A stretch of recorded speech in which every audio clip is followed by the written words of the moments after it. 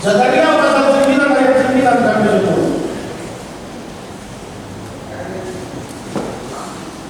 Sebelum kita baca bagian ini dan merenungkannya, marilah kita minta kuasa dan pertolongan kita untuk menjadi maksudnya. Kita berdoa.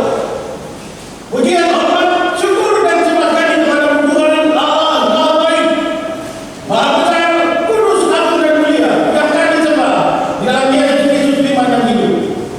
Hari ini kami ada sebagai persekutuan jemaat Ekuatan melalui yang berkumpul beribadah, dan kami bersyukur kami punya waktu indah Tuhan beri supaya kami bersama-sama bisa membaca dan merenungkan firman Tuhan. Mari yang Roh Kudus tolong masing-masing kami supaya ketika kami mendengar firman Tuhan, kami mengerti maksud Tuhan bagi kami. Kami ditolong bisa memelihara dan mempraktikkan firman Tuhan ini dalam hari-hari hidup kami. Dalam segala keterbatasan, hamba mohon iman Tuhan, dan biarlah hanya maksud-Mu ya Tuhan yang dapat sampaikan. Terima kasih ya Tuhan Yesus Kristus. Dalam nama-Mu ya Yesus Kristus firman hidup kami berdoa. Amin. Zakaria pasal 9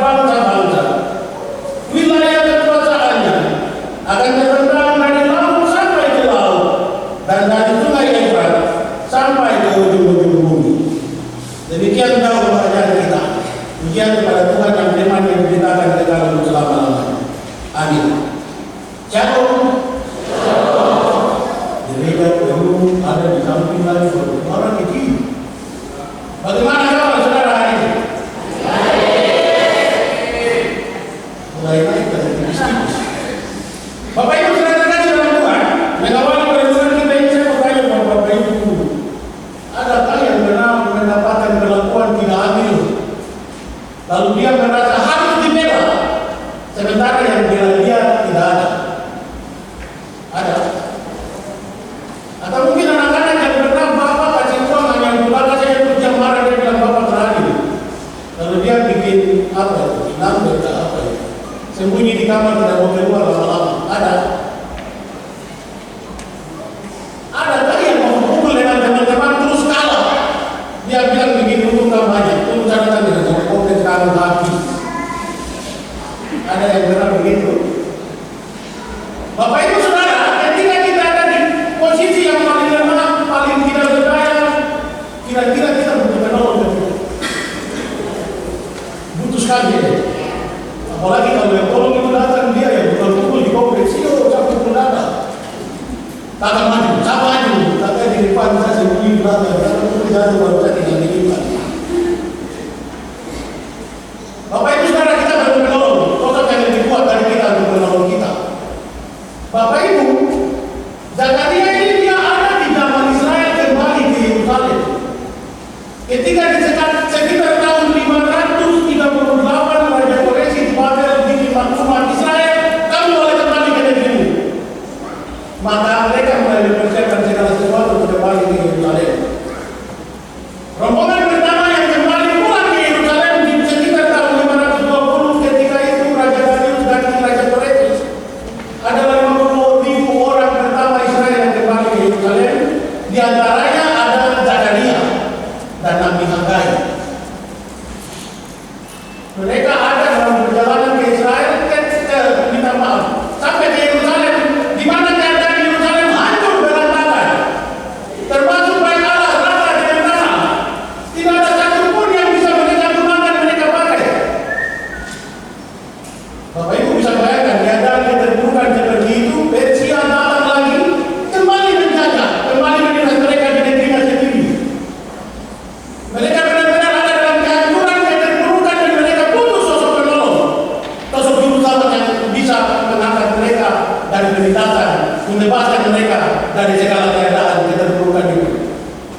Dalam keadaan seperti itu, Zakaria bersama-sama dengan Nabi Hagai juga meneriakan pertobatan Israel. Mereka bilang makanya kembali sama Tuhan yang kamu pernah sembah, karena Dia itu Tuhan yang benar. Kalau mau selamat, mau ada perubahan, mau ada perubahan, sembahlah Dia, hormatilah Dia, pujilah hanya Dia. Jadi Nabi Zakaria punya misi melakukan perubahan besar bagi Israel yang baru kembali dari perubahan, supaya mereka mengalami perbaharuan, tersadar akan kesalahan, berubah sikap hidup, lalu mengalami berkat Tuhan. Dalam bagian teguran-teguran Zakaria, penguatan bagi juga teguran luar biasa dari Zakaria menjadi bagian yang kita baca di hari ini. Ada catatan tentang pengharapan terhadap Sang Mesias, Sang Juru Selamat bagi Israel. Dalam catatan Nabi Zakaria yang kita baca, cara umat Israel untuk menantikan datangnya Sang Mesias haruslah bersorak-sorak dengan suara nyanyi.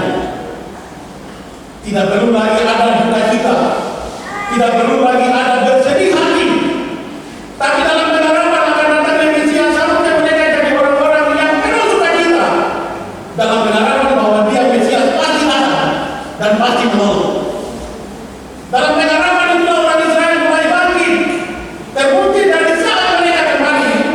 Walaupun di masa Raja Darius itu mereka mulai meletakkan dasar membangun bait Allah, tapi kemudian tertunda sampai sekitar 20 tahun. Lalu kemudian mereka mulai terbuka hatinya setelah Hagai dan Zakaria juga bicara. Kalau Israel, kalau Yerusalem mau kembali bangkit, ingat Tuhan. Dan untuk ingat Tuhan harus ada tempat penyembahan kepada Tuhan.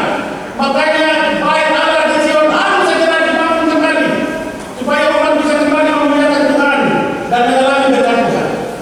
Bapak Ibu Saudara terkasih dalam Tuhan, Raja Damai yang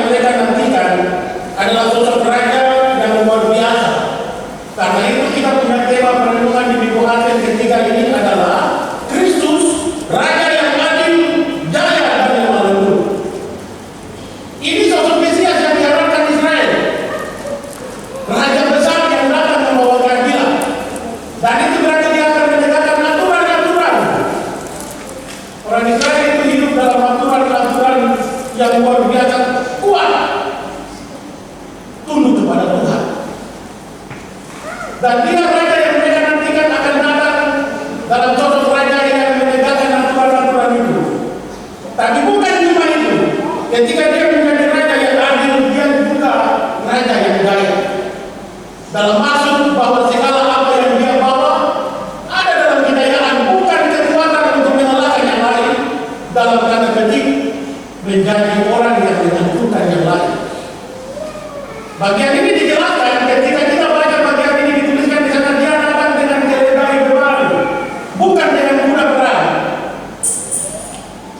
Kalau kuda perang itu menggambarkan raja yang datang dengan kata berani. Siapapun yang ada di depan dia bisa hancurkan dengan kudanya.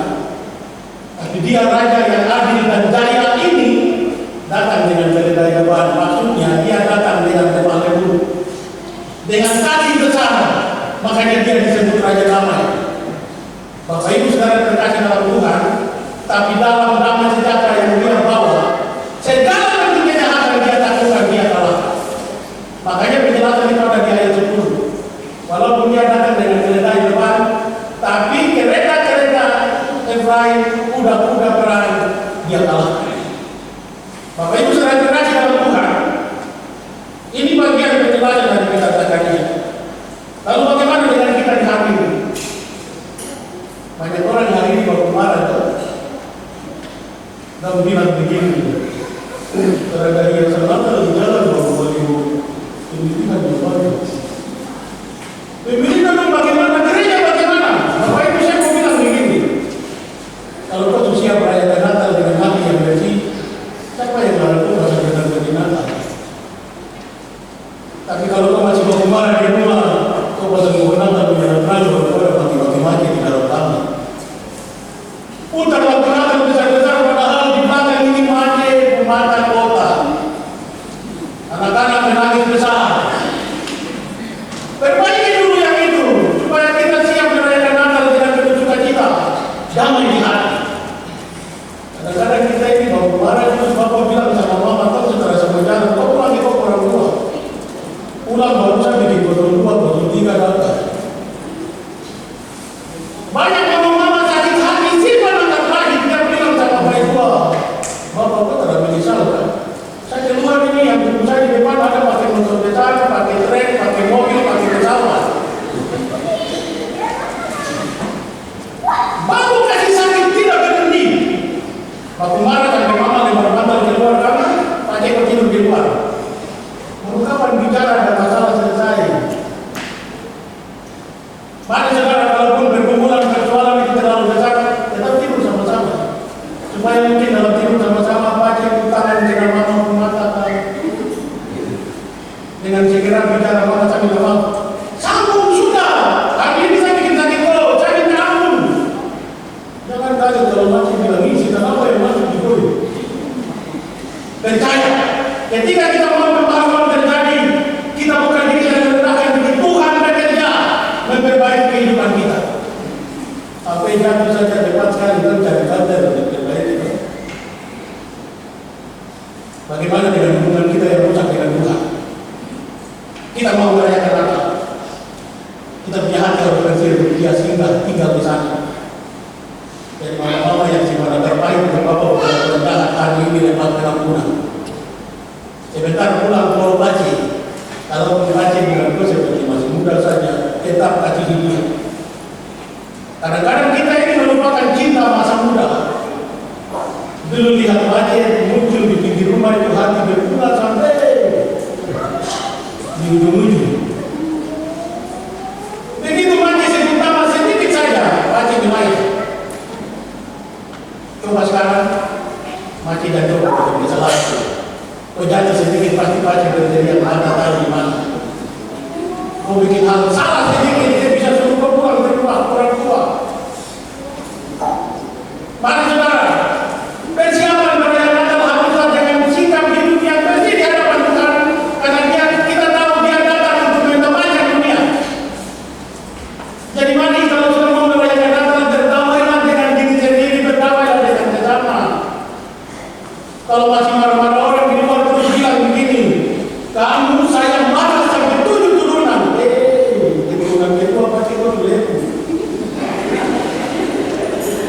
Coba kemarin yang seperti itu sudah.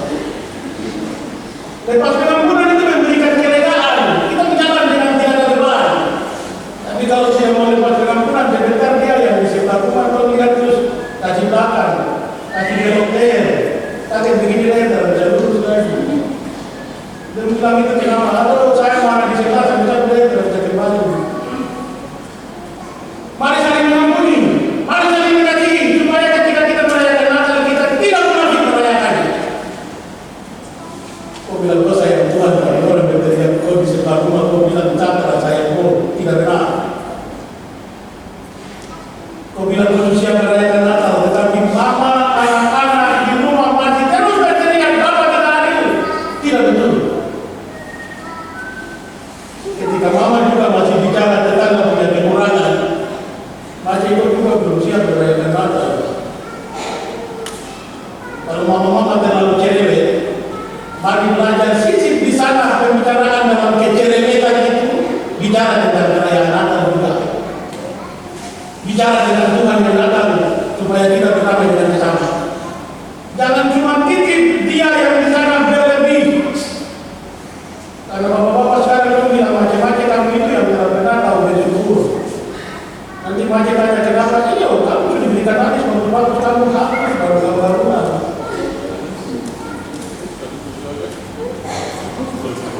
Dan begitu-begitu akan membuat kita terus jalan waktu bisa. Bikin begitu supaya terlihat cantik di hadapan Bapak. Bapak sudah protes dengan dilanjutkan atau bersyukur sudah. Tadi kita ciri lebih baik daripada Bapak kasih belakang dan energi. Bapak Ibu serang kasih dalam Tuhan, Mesias yang datang dan yang dinantikan oleh orang Israel adalah Raja besar yang membawa damai. Kita menantikan dia datang kembali dalam kebesarannya, menolong kita terbebas dari belenggu dosa, mengumpulkan kita sebagai umat dalam kekekalan kerajaannya itu.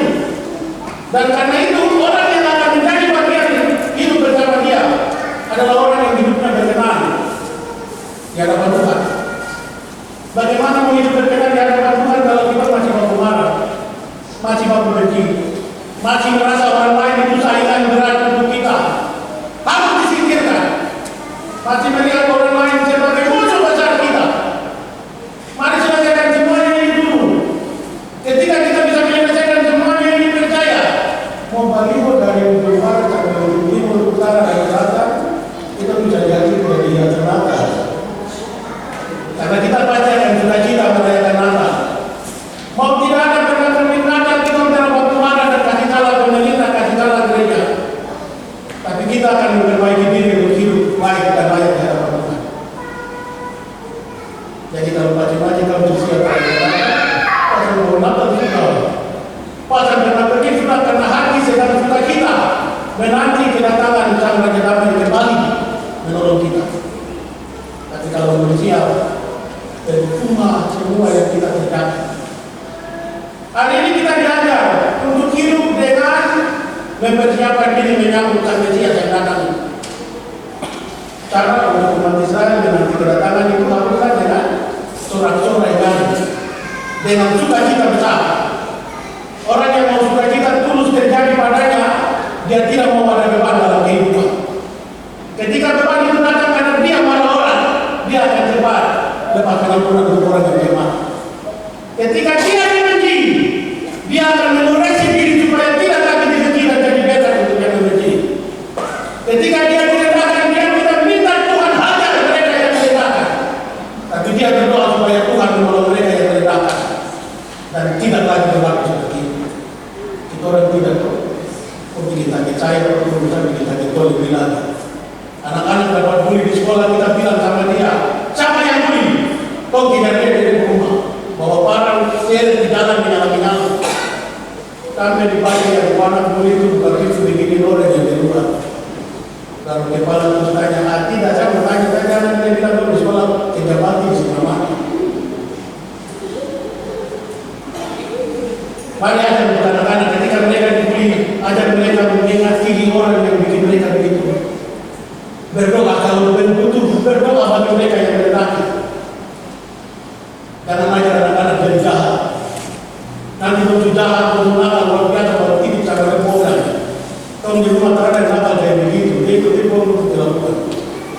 Padahal kita yang hanya. Mari berubah.